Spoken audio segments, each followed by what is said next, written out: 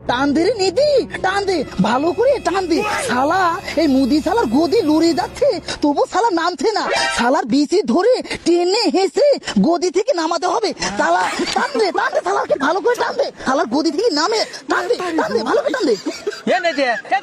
তোরা দুজন কি ধরে টানাটানি করিস আরে? আসলে চাচা দাদা, এই মুদি শালার গদি লড়ে যাচ্ছে, এ শালা তাও কোনো কিছুতেই নামছে না। তাই আমি আর নিধি ওই শালার বিচি ধরি গদি থেকে নামানোর চেষ্টা করছি। আমরা একটু ওই সাধারণ শিক্ষার্থীদের পক্ষে কথা বলছি, বুঝতে পারলেন কিনা?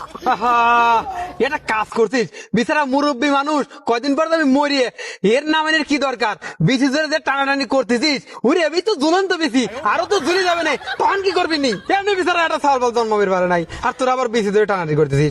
কি করবো চাচা দাদা, এ শালা ঠাকুর তো ছোট, হাতে লাগলি পিলুম না, তাই বিচি ধরে টানাটানি শুরু করলু। এ শালা নেট বন্ধ করি জনগণের উপর অনেক অত্যাচার করছে। এ শালা বিচি ধরে টেনে গদি থেকে নামানোর উচিত, বুঝতে পারেন কিনা?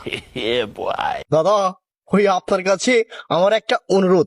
আপনি শালা তো খুব জাউরা, আমার একটা বিচি আগে থেকে বেঁচে খেয়ে ফেলেছেন। এই শালার মুদি যখন বিচি ধরে টানবেন না, তখন একটু সুন্দর করে টান দিয়ে নিয়ে আসবেন। আমার তো একটা বিচি শর্ট, এই বিচিটা আমি লাগাতুম। এ শালার দাদা, এ শালা হচ্ছে কাফের, কাফের, কাফের। এর বিচি যদি তোকে লাগাই, তুই তো শালা মুনাফিক হয়ে যাবি। যাই হোক দাদা, এই শালা বিচি লাগবে না। এই শালা যেহেতু কাপের, আপনি এক কাজ করবেন, ওই সুবিন্দু দাদা আছে না, সুবিন্দু দাদার বিচিটা ভালো আছে, ওর বিচিটা আমাকে দিয়ে দিবেন, বুঝতে পারলেন নাকি? তাড়াতাড়ি শুরু কর, ভালো করে শুরু কর।